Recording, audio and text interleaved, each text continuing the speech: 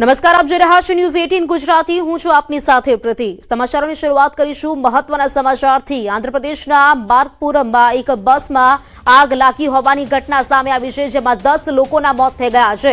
એક ભયાનક માર્ગ અકસ્માતે સમગ્ર રાજ્યને હચમચાવી નાખ્યું છે। રાયવરમ નજીક એક ખાનગી ટ્રાવેલ બસ ટિપર લારી સાથે અથડાતા 10 મુસાફરો બળીને ખાખ થઈ ગયા છે અને ઘણા લોકો ગંભીર રીતે ઘાયલ થયા છે, જેના કારણે બસમાં આગ લાગી ગઈ। હરેકૃષ્ણ ટ્રાવેલ્સની બસ પથ્થરની ખાણ પાસે ટિપર લારી સાથે અથડાઈ હતી, ત્યારે આ અકસ્માત સર્જાયો હતો અને આ ટક્કર એટલી ગંભીર હતી કે બસમાં તરત જ આગ લાગી ગઈ હતી અને તે સંપૂર્ણપણે આગની લપેટમાં આવી ગઈ હતી। પ્રારંભિક અહેવાલો અનુસાર બસમાં ફસાયેલા 10 મુસાફરો બળીને ખાખ થઈ ગયા છે, જ્યારે લગભગ 20 જેટલા ઘાયલ મુસાફરોને નજીકની વિવિધ હોસ્પિટલમાં દાખલ કરવામાં આવ્યા છે અને તેમને સારવાર આપવામાં આવી રહી છે। તો માર્ગપુરમમાં બસમાં આગ લાગી હોવાની આ ઘટના 10 જેટલા મુસાફરો જીવતા ભૂંજાઈ ગયા છે અને 20 લોકો ઇજાગ્રસ્ત છે। વાત અમદાવાદની, જ્યાં શેલામાં ફ્લેટમાં આગ લાગી હોવાની ઘટના બની। આગ કાબૂમાં આવી ગઈ છે। સ્કાય સિટીમાં 3જા માળે સી વિંગમાં આગ લાગી હતી। 302 નંબરના મકાનમાં આગ લાગી હતી। ફાયર બ્રિગેડની 10 ગાડીઓ ઘટના સ્થળે પહોંચી હતી। ઘરમાં લાકડાનો સામાન હોવાથી આગ વધુ પ્રસરી હતી। જોકે આગ લાગવાનું કારણ હજુ અકબંધ છે। સ્થાનિકોના મતે શોર્ટ સર્કિટના કારણે આગ લાગી હોઈ શકે છે। આગ લાગતા જ ધુમાડાના કારણે ઉપરના માળ સુધી ધુમાડો પહોંચી ગયો હતો, જેના કારણે રહીશોને નીચે ઉતારવા પણ મુશ્કેલ બન્યા હતા। જે બાદ ફાયરની ટીમે 3જા માળથી લઈને 18મા માળ સુધીના રહીશોને 18મા માળે ધાબા પર લઈ જવાયા હતા અને આગ બુઝાતા અંદાજે 50થી વધુ લોકોને સુરક્ષિત રીતે નીચે ઉતારી દેવાયા હતા। આ બનાવમાં 302 નંબરના મકાન સહિત આસપાસના 2 મકાનમાં થોડું નુકસાન પહોંચ્યું છે।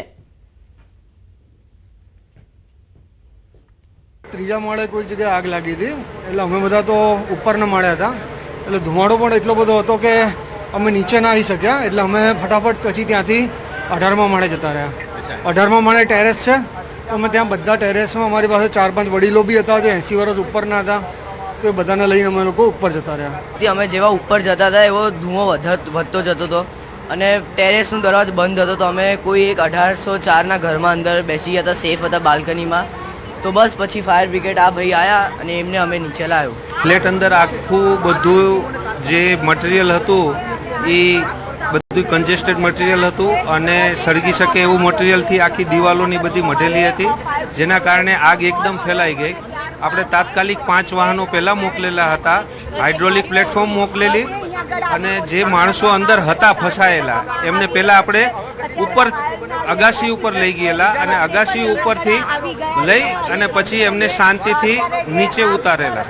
અમદાવાદના શેલા વિસ્તારમાં આવેલ સ્કાય સિટીમાં આગ લાગવાનો બનાવ બન્યો હતો। આપ જોઈ શકો છો દ્રશ્યની અંદર, સ્કાય સિટીમાં એક બિલ્ડિંગ હતી કે જેના 3જા માળે આ આગ લાગવાનો બનાવ બન્યો હતો। જો કે આગ એટલી ભયંકર હતી કે જોતાની અંદર આગળના ઉપરના જે 4 માળ છે તેની અંદર પણ પ્રસરાઈ ચૂકી હતી અને તરત જે સ્થાનિક લોકો દ્વારા ફાયર બ્રિગેડને જાણ કરવામાં આવી હતી અને ફાયર બ્રિગેડનો મોટો કાફલો છે તે ઘટના સ્થળ પર પહોંચ્યો હતો। લગભગ 14 જેટલી ગાડીઓ છે તે તાત્કાલિક ઘટના સ્થળ પર પહોંચી હતી અને આગ પર કાબૂ મેળવવા માટેના તમામ પ્રયત્નો શરૂ કર્યા હતા। આપ જોઈ શકો છો હજી પણ જે ધુમાડા છે તે ચાલુ છે, એટલે હજી પણ ફાયર બ્રિગેડ દ્વારા પાણીમારો કરવામાં આવી રહ્યો છે, કારણ કે જે પ્રકારે આગનું સ્વરૂપ હતું લગભગ 4 માળ સુધી આ આગ છે તે પ્રસરાઈ ચૂકી હતી અને સવારના સમયે જ્યારે આગ લાગવાનો બનાવ બન્યો હતો ત્યારે સ્થાનિકોમાં પણ ભારે ભયનો માહોલ ફેલાઈ ગયો હતો।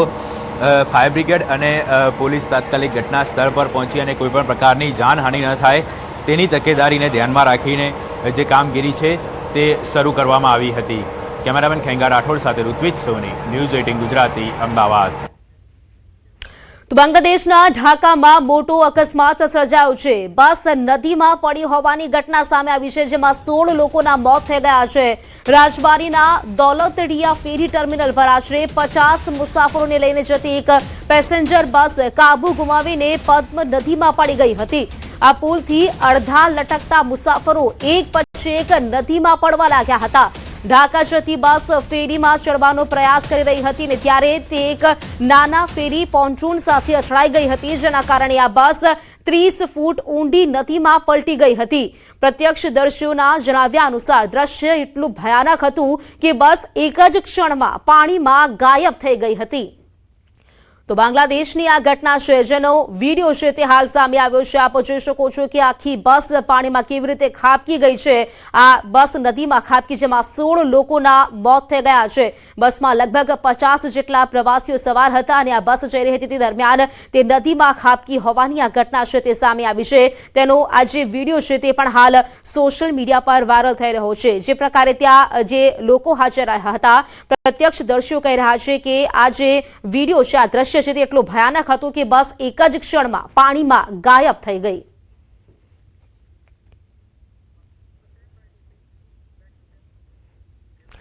વલસાડ જિલ્લાના ઉમરગામ તાલુકાના સંજાણમાં જોરદાર મારામારીનો વિડીયો વાયરલ થઈ રહ્યો છે। સોશિયલ મીડિયા પર વાયરલ થઈ રહેલો આ વિડીયો સંજાણના શ્રમજીવી વિસ્તારનો હોવાનું મનાઈ રહ્યું છે।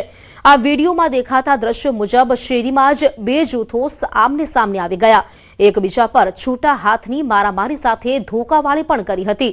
બંને પક્ષો એકબીજા પર જોરદાર મારામારી પર ઉતરી આવતા વિસ્તારમાં દોડધામ મચી ગઈ હતી। આ બબાલમાં પુરુષો, યુવકો અને મહિલાઓ પણ સામેલ હોવાનું દ્રશ્યોમાં દેખાઈ રહ્યું છે। સંજાણનો આ શ્રમજીવી વિસ્તાર અગાઉ પણ અનેક વખત વિવાદમાં આવી ચૂક્યો છે। આથી આ વિસ્તારમાં અસામાજિક તત્વોમાં જાણે ખાખીનો ખોફ જ ન હોય તેવા દ્રશ્યો સર્જાયા હતા। હજુ સુધી આ મામલે કોઈ પોલીસ ફરિયાદ દાખલ થઈ નથી। હજુ સુધી મારામારીનું કારણ પણ જાણી શકાયું નથી। ન્યૂઝ 18 ગુજરાતી આ વિડીયોની પુષ્ટિ નથી કરતું।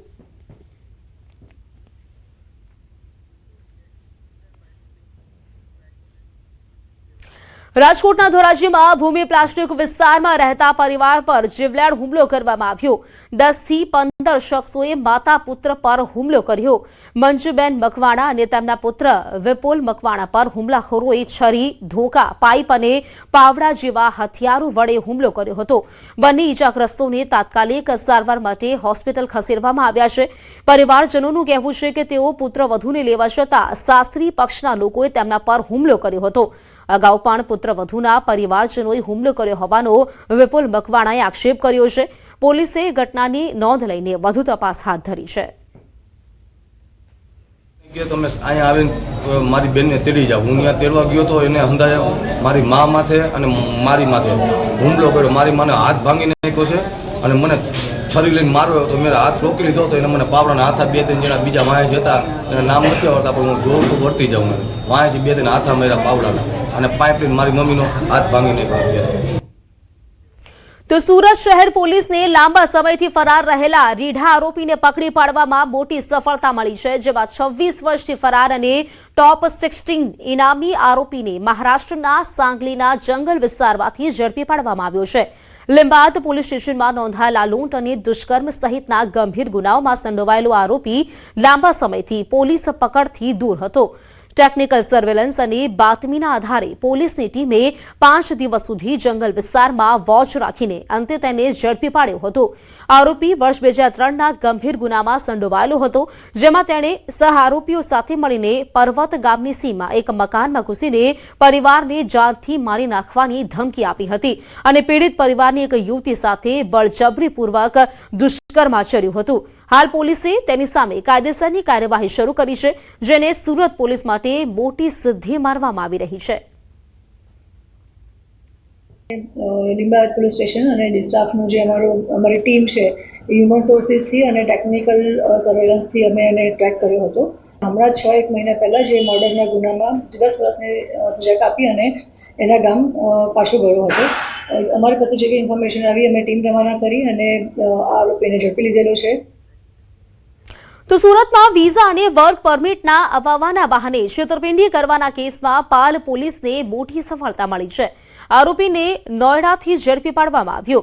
પોલીસ કમિશનર અને ઉચ્ચ અધિકારીઓના માર્ગદર્શન હેઠળ ખાસ ટીમ બનાવીને આરોપીની શોધખોળ હાથ ધરવામાં આવી હતી। આ તપાસ દરમિયાન ટેકનિકલ સોર્સિસની મદદથી આરોપીનો લોકેશન ટ્રેસ કરવામાં આવ્યું હતું, જે બાદ પોલીસની ટીમ નોઈડા પહોંચી અને આરોપીને ઝડપી કાયદેસરની કાર્યવાહી હાથ ધરી છે। નંબર અલગ અલગ જેનાથી વાત થતી હતી અને જે ઈમેલ આઈડી સાથે ઇન્ટરેક્શન થતું હતું એ બધું બંધ થઈ ગયેલું હતું. આ બાબતે ચાલુ વર્ષે પોલીસને ફરિયાદ મળતા તો એ આમાં ટેકનિકલ ઇન્વેસ્ટિગેશન કરીને દિલ્હી ખાતેથી આ વિઝા ફ્રોડ કરતા આરોપીઓની ગેંગનો પર્દાફાશ કર્યો છે અને એમાંથી એક આરોપીને દિલ્હી ખાતેથી પકડી પાડ્યો છે. સુરેન્દ્રનગરના ધાંગધ્રા હળવદ હાઈવે પરથી ઝડપાયો છે ગાંજો. કુડા ચોકડી પાસે ટેન્કરમાંથી 9 કિલો 810 ગ્રામ ગાંજો ઝડપાયો છે. હોટેલના ગ્રાઉન્ડમાં પાર્ક કરેલા ટેન્કરમાંથી આ ગાંજો મળી આવ્યો છે. પોલીસે ચાલક અને ક્લીનર શહાદત હુસૈન સૈયદ અને સુલેમાન શેખની ધરપકડ કરી છે. અન્ય રાજ્યમાંથી ટેન્કરમાં છુપાવીને વેચાણ અર્થે ગાંજો લાવવામાં આવ્યો હતો. તો પોલીસે 14.95 લાખનો મુદ્દામાલ કબજે કરી વધુ તપાસ હાથ ધરી છે.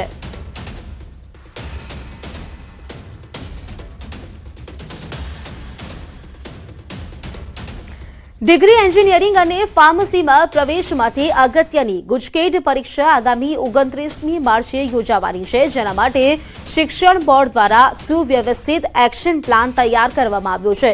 ધોરણ 12 સાયન્સના 1.25 લાખથી વધુ વિદ્યાર્થીઓ આ પરીક્ષા આપશે, જેમાં અમદાવાદ શહેરના 11,754 અને ગ્રામ્ય વિસ્તારના 6,352 વિદ્યાર્થીઓ સામેલ છે. પરીક્ષા માટે શહેરમાં 59 અને ગ્રામ્યમાં 30 બિલ્ડિંગમાં કેન્દ્રો બનાવવામાં આવ્યા છે, જ્યારે ડીઈઓ ઓફિસમાં 24 કલાક કંટ્રોલ રૂમ કાર્યરત રહેશે. ગરમીને ધ્યાનમાં રાખીને પીવાના પાણીની પૂરતી વ્યવસ્થા કરવા માટે સૂચના આપવામાં આવી છે, તેમજ આરોગ્ય ટીમો પણ તમામ કેન્દ્રો પર હાજર રહેશે. ગુજરાત બોર્ડની ગાઈડલાઈન મુજબ પરીક્ષાની તમામ તૈયારીઓ પૂર્ણ કરવામાં આવી છે. 11,754 જેટલા વિદ્યાર્થીઓ પરીક્ષા આપવાના છે, ત્યારે 29 તારીખે તમામે તમામ બિલ્ડિંગમાં કેન્દ્ર સંચાલકોની મિટિંગ પૂર્ણ કરી તેમની તાલીમો જે છે એ લેવામાં આવેલી છે. સાથે સાથે તમામ બિલ્ડિંગો પર સ્ટાફની પણ ટ્રેનિંગ આપી દેવામાં આવેલી છે. જે ગુજકેટની પરીક્ષા આપે છે તેવા તમામ વિદ્યાર્થીઓને પરીક્ષા પહેલાં સેન્ટર પસંદગીથી લઈને ક્યાંક કોઈ એમને કોઈ તકલીફ પડે તો તેને લઈને અમે અહીંયા અમારો કંટ્રોલ રૂમ સ્ટાર્ટ કરી દીધો છે. અંબાજી મંદિર ટ્રસ્ટ અને અરજદાર દાંતા મહારાણાએ કરેલા હકનો મામલો નામદાર કોર્ટે દાંતા મહારાજાની અરજી નામંજૂર કરીને ફગાવી દીધી છે. અંબાજી મંદિરમાં હક આપવા તેમજ મંદિરના વહીવટનો હિસાબ તથા માલિકી માટે નામદાર કોર્ટમાં કેસ દાખલ કર્યો હતો. દાંતા મહારાણા દ્વારા કોર્ટમાં અરજી દાખલ કરી હતી કે કેસના અંતિમ નિર્ણય સુધી મંદિર ટ્રસ્ટ અથવા તેના કર્મચારીઓએ એજન્ટોને આ મિલકત વેચવા, ટ્રાન્સફર કરવા પર કોર્ટ દ્વારા રોક લગાવવામાં આવે. મંદિર અને સંબંધિત મિલકતમાંથી મળેલ તમામ આવક, નફો, લાભ અને ચઢાવાનો સચોટ અને સંપૂર્ણ હિસાબ આપે. બાકી રકમ મંદિર ટ્રસ્ટ દ્વારા અરજદારને ચૂકવવાનો આદેશ આપવામાં આવે.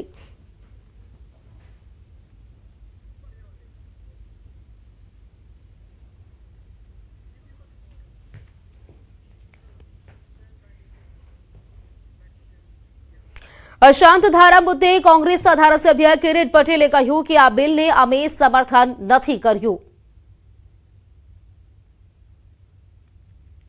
માનનીય રેવન્યુ મંત્રી જે અશાંત ધારામાં મકાનો તબદીલ કરવા માટેનું જે બિલ લઈને આવ્યા છે એ બિલને અમે સમર્થન કર્યું નથી.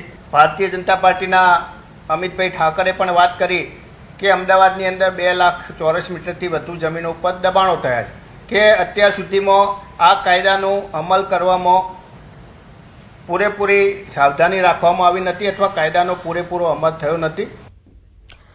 અશાંત ધારા સુધારા વિધેયક અંગે ધારાસભ્ય શૈલેષ પરમારનું નિવેદન. છેલ્લા 2 દિવસમાં મતોના રાજકારણના 2 બિલ લાવવામાં આવ્યા. ગઈકાલે યુસીસી અને આજે અશાંત ધારાનો સુધારો લેવાયો. અશાંત ધારા સુધારા બિલમાં ખરા અર્થમાં કોઈ સુધારો ન હતો. અશાંત ધારાને લઈને ચર્ચા ચાલતી રહી, માટે આ બિલ લાવવામાં આવ્યું.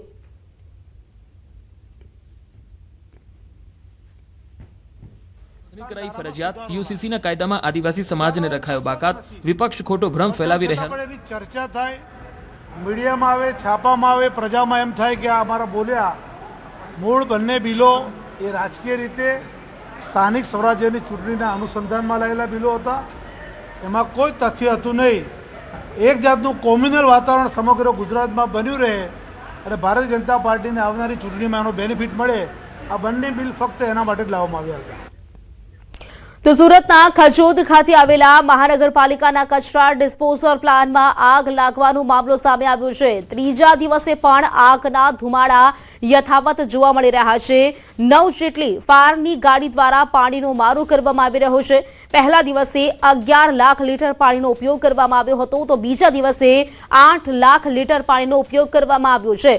હજુ પણ 24 કલાક બાદ આ આગ કાબૂમાં આવે તેવી શક્યતાઓ જોવા મળી રહી છે.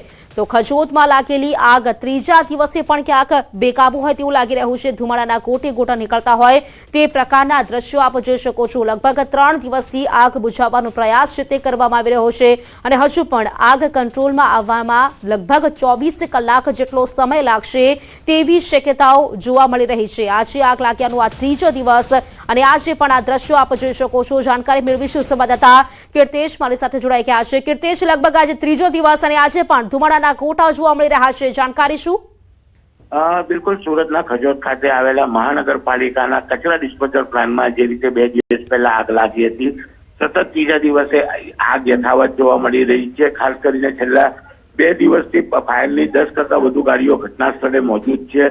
સતત પાણીનો મારો કરવામાં આવે છે. પહેલા 24 કલાકમાં 11 લાખ લીટર, ગઈકાલે 8 લાખ લીટર પાણીનો મારો કર્યો છે અને હજુ પણ જે રીતે આગ ભભૂકી રહી છે, એટલે કે હજુ પણ આગના ધુમાડાને શાંત થતા 24 કલાકનો સમય લાગશે. આજથી 52 દિવસ પહેલા પણ આ જ પ્રકારે આ જગ્યા પર આગ લાગી હતી, ત્યારે 3 દિવસ બાદ કંટ્રોલમાં આવી હતી. ત્યારે હજુ પણ વધુ 1 દિવસ લાગે તેવી શક્યતાઓ છે, કારણ કે ત્યાં આગળ અત્યારે 16 લાખ મેટ્રિક ટન જેટલો કચરો પડ્યો છે અને જે પ્રકારે કચરાનો કૌભાંડનો વિવાદ સર્જાયો છે, પહેલા પણ આ જ વિવાદમાં આગ લાગ્યા હોવાના આક્ષેપો થયા હતા. ત્યારે અત્યારે પણ આગળ જે જગ્યા છે ત્યાં આગળ આક્ષેપો વચ્ચે આગ યથાવત જોવા મળી રહી છે. કીર્તેશ, આભાર આપનું જાણકારી આપવા માટે. તો છોટાઉદેપુર જિલ્લાથી છાશવારે એવા વિડીયો સામે આવતા હોય છે જેમાં સગર્ભા મહિલાને જોડીમાં બેસાડીને એમ્બ્યુલન્સ સુધી પહોંચાડવી પડતી હોય છે, કારણ કે અહીં પાકા રોડ રસ્તાના નામે ફક્ત પથરાળા કાચા રસ્તાઓ છે. મધ્યપ્રદેશ અને મહારાષ્ટ્રની સરહદે આવેલ તુરખેડા ગામ આજે પણ પાકા રસ્તાથી વંચિત છે. મુખ્ય માર્ગ સુધી પહોંચવા માટે પણ ગ્રામજનોને લાંબા અંતર સુધી ચાલવું પડે છે, જેથી ગ્રામજનો ત્રાહિમામ પોકારી ઉઠ્યા છે. 1.5 વર્ષ અગાઉ જે પ્રસૂતિ મહિલા હતું, રસ્તો ન હોવાના કારણે મૃત્યુ પામ્યા હતા. તે પછી 1, 2, 3 બહેનો જેવી એક બેન મરી ગઈ, એનું બાળક મરી ગયું, પોતે બેન મરી ગઈ, એવા 2-3 કેસ થઈ ગયા. તે પછી જ્યારે સુઓ મોટો કેસ થયો, રાજ્ય સરકારે તાત્કાલિક ધોરણે નોંધ લીધી અને જે ગ્રાન્ટ 18.5 કરોડ રૂપિયાની ગ્રાન્ટ ફાળવણી કરી અને 9 કિલોમીટર રસ્તાઓ જે મંજૂર કર્યા. આજની તારીખમાં એ રસ્તોએ હજી સુધી ફોરેસ્ટ વિભાગે મંજૂરી નથી આપી. આ વિસ્તારમાં તમે મંત્રીશ્રીને પણ, ગુજરાત સરકારના જે મંત્રી છે આપણા આદિવાસી વિસ્તારના, અને પ્રભારી શ્રી મંત્રીને પણ ખાસ વિનંતી છે કે તમે ખરેખર તમને આ તુરખેડાના વિડીયો મજાક લાગતા હોય તો તમે તુરખેડા વિસ્તારમાં કલાક પગથી ચાલી જાઓ, પગદંડીથી તમે કલાક સુધી તો ચાલી જાઓ. તુરખેડા ગામમાં મેન રસ્તો જ નહીં, તો પછી આ પાણીનું તો પછી રસ્તો બને પછી આંગણવાડી છે, નિહાર છે, એ બધું રસ્તો બન્યા પછી બને. પણ જો મેન કારણ તો રસ્તો જ છે, એટલે રસ્તાના અભાવે આ બધું થાય છે. ગયા વર્ષે રસ્તામાં પ્રસૂતિ થતા મહિલાનું મોત થઈ ગયું હતું, જેથી હાઈકોર્ટ દ્વારા સુઓ મોટો દાખલ કરીને સરકારને તાત્કાલિક પગલાં લેવા માટે આદેશ આપવામાં આવ્યા હતા. 7 કિલોમીટરનો પાકો રસ્તો મંજૂર થયો અને ખાતમુહૂર્ત પણ કરવામાં આવ્યું, પરંતુ આજ સુધી રસ્તો બન્યો નથી. જોકે આદિજાતિ વિભાગના મંત્રી ક્વાંટ ખાતે આવ્યા હતા, તેમણે પણ આ બાબતે રજૂઆત કરવામાં આવી હતી અને તેમણે પણ જણાવ્યું હતું કે ટૂંક સમયમાં કામ હાથ પર લેવાશે. ચોક્કસ રીતે મને મારા આગેવાનોએ કહ્યું છે, હું સોમવારે જેવો જઈશ તેવો આ કામને હાથ પર લઈ લઈશ. અહીં નવાઈ તો ધારાસભ્યના જવાબને સાંભળીને લાગે છે. જોડીમાં લઈ જતા લોકોના વિડીયો વાયરલ થતા જોઈ તેમને તો કંઈક અલગ જ જવાબ આપ્યો, જે જવાબથી સ્થાનિકો પણ નારાજ થયા. અલાપટ્ટી ટેકરા પર ઊંચું મકાન છે, ટેકરા પર મકાનોમાં તો 100 જાય ખરી ભાઈ જાય, પતાઈ રોડ બધે રોડ બની ગયા છે, નીચે તો આપણે લાવવું પડે ને. તો આટલું કામ તમારે બોલવાનું છે, બોલજો. બાકી હવે તો વિડીયો વાળા ઓછા થઈ ગયા, બાકી પહેલા વિડીયો જબ્બર આવે.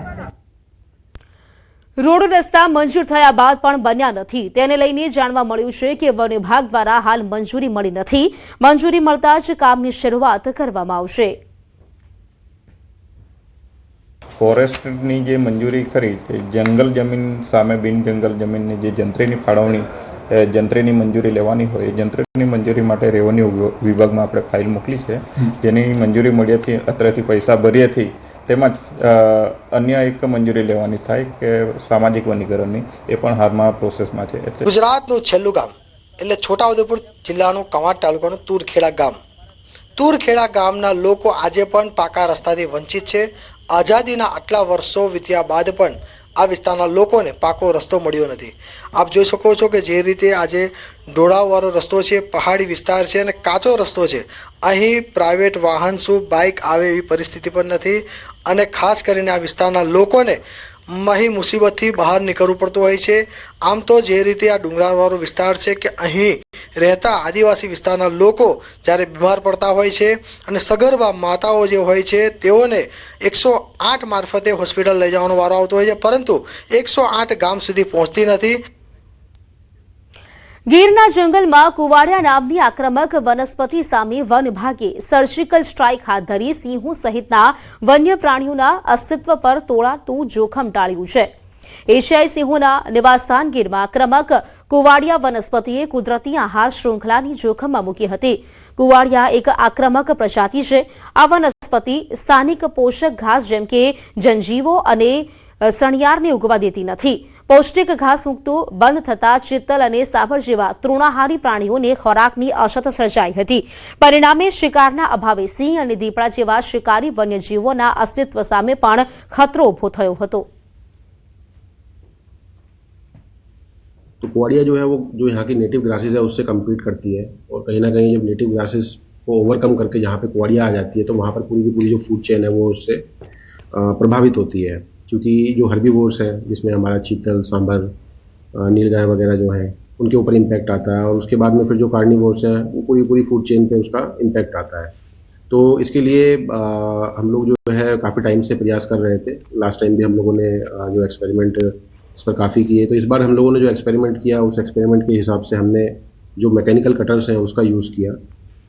આ ગંભીર સમસ્યાના ઉકેલ માટે વન વિભાગે દેવળિયા સહિતના 400 હેક્ટર વિસ્તારમાં કુવાડિયાના નિકાલનું વિશેષ અભિયાન હાથ ધર્યું હતું. વન વિભાગે કુવાડિયામાં ફૂલ કે બીજ આવે તે પહેલા જ મિકેનિકલ કટરથી તેને દૂર કરી તે જગ્યાએ સીડ બોલ્સ દ્વારા સ્થાનિક ઉચ્ચ ગુણવત્તાના ઘાસનું વાવેતર કર્યું હતું. આ સફળ પ્રયોગના પરિણામે આજે ગીરમાં ફરીથી લહેરાતા ઘાસના મેદાનો તૈયાર થયા છે. लोकल कम्युनिटी जो है उनको भी इससे फ़ायदा होगा. इसमें स्पेशली हमारे जो मालधारी भाई जो है उसमें भी नेस्ट के आसपास में जो विस्तार जो कुआड़िया से इम्पैक्टेड है वहाँ पर भी अगर हम लोग इस मेथड से जब हम करके ग्रास इस्टेब्लिश करेंगे और ग्रेजिंग वहाँ पे रेगुलेट करेंगे. इसमें हम लोगों ने देवलिया रेंज में हमारे जो बेरिया और आबूड़ी विस्तार है उसमें लगभग 400 हेक्टर के करीब में जो एरिया है वो हमने इस मेथड से ट्रीट किया है इस साल में और आगामी वर्षों में फेज़ वाइज तरीके से हम लोग बाकी के एरिया आइडेंटिफाई करके उसमें लेने वाले हैं. મુખ્યમંત્રી ભૂપેન્દ્ર પટેલના મૃદુ પણ મક્કમ નેતૃત્વ હેઠળ વર્ષ 2026-27નું બજેટ માત્ર આંકડા નથી પણ ગુજરાતના શહેરોની કાયાપલટનું બ્લુપ્રિન્ટ છે. રેકોર્ડ બ્રેક ફાળવણી સાથે આ બજેટ સાબિત કરે છે કે સરકાર સામાન્ય માનવીના જીવનની ગુણવત્તા સુધારવા માટે